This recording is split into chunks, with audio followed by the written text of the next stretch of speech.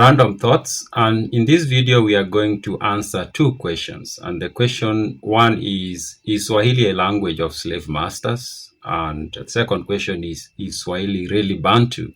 And I decided to do this video because of the comments that I've seen in another video that I did about Swahili, and I've seen some people questioning whether Swahili is really Bantu, and some people making the point that Swahili is a language of the slave masters, so it doesn't deserve to be taken serious or to be even embraced by the rest of Africa. Now, I will start by answering the second question, is Swahili really Bantu? Swahili is Bantu because the foundational language, the foundational structure of the language is Bantu. And in fact, the Swahili didn't start existing with the arrival of the Arabs. It started being called Swahili, and it started having these Arabic words after the arrival of the Arabs in East Africa. But before that, the language existed, even though it wasn't called Swahili. Before then, the language was called Kingozi, and Kingozi is was one of the Sabaki group of languages alongside Pokomo and other languages at the coast of East Africa. So the language that is Swahili today is up to 70% the original Kingozi language, which is a Sabaki Bantu language, and that 70% is a huge part of the structure and the lexicon of the language. So going by that, if you ask me, I would say it is Bantu. The Arab influence is max 20% or a little bit higher than that, but we can argue confidently that up to 70% of what Swahili is the original Kingozi language, which is a purely Bantu language. And because of that, it becomes a Bantu language. Now, if you are going to argue that Swahili doesn't qualify to be a Bantu language because it has these loan words from Arabic and Portuguese and other languages, then the same can be said of many other Bantu languages, including those that are in South Africa or the southern part of Africa. Most Bantu language in the southern part of Africa have a click sound. The click sound is not an original Bantu sound.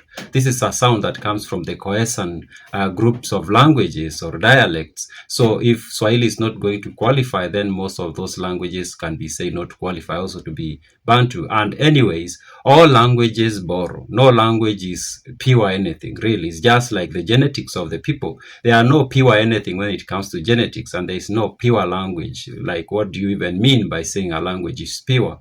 A language is always evolving, acquiring new words from neighboring languages, and that's how languages have evolved forever.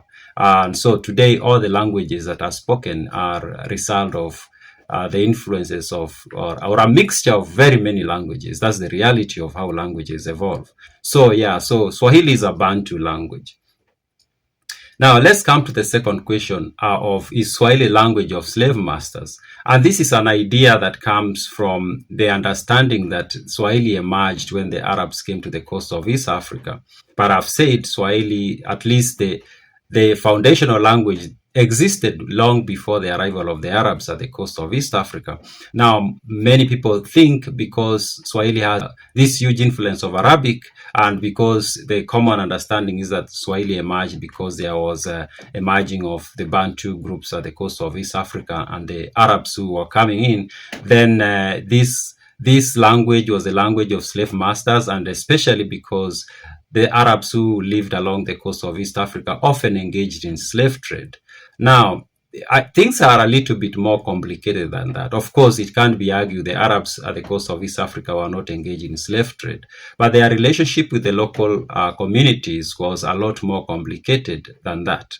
For one, the people who today we call like the native Swahili people, the core of the language, are descendants of both Bantu and Arab. So they have ancestry from both sides. And the Arabs, unlike the Europeans, the Arabs had no problem with marrying local women or having even local men marry Arab women. They didn't.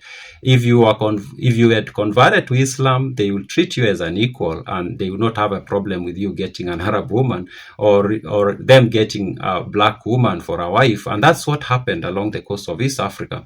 There are so many Arabs who marry local women, and there are even black men who ended up marrying Arab women, and that's how the culture in Zanzibar and Mombasa and Lamu, Pate, that's how that culture emerged. So the relationship was not simply master-slave, of course, and we need to also understand that the doing of the slave trade was not purely an Arab thing.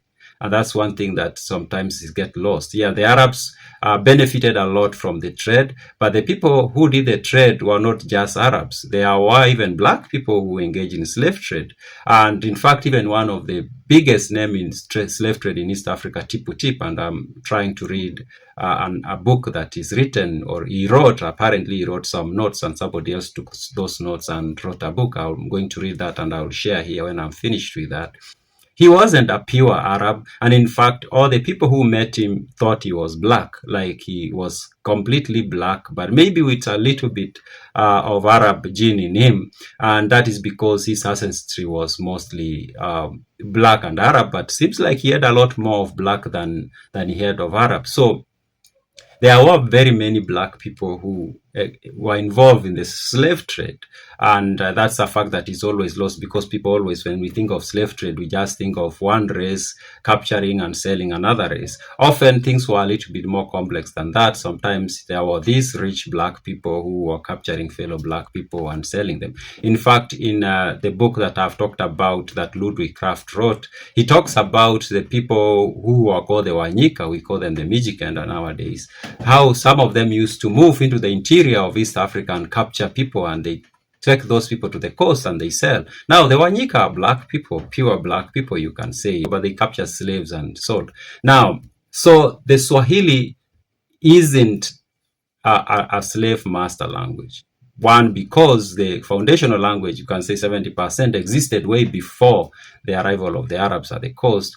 And two, because even when the Arabs and the local Bantu groups merged and formed one community, the relationship wasn't necessarily slave and master. The relationship was more familial, like they built families together and they built a tribe, in fact, emerged out of that union. And it was a willing union for the most part, don't get that wrong. The local people who converted to Islam were more or less treated as equals in those societies that emerged. So yeah, Swahili number one is a pure Bantu. Because if we are going to disqualify it because of the loanwords from Arabic and other languages, then we might as well disqualify so many other languages. Lingala, for example, will be disqualified to be a Bantu language because it has so many borrowed words from European languages, French, and then other languages. The same case to the languages to the south of Africa. Those languages have borrowed so much from the Khoisan languages. So yeah, so Swahili is Bantu, and no, Swahili was not or is not a slave master language. Those are my random thoughts.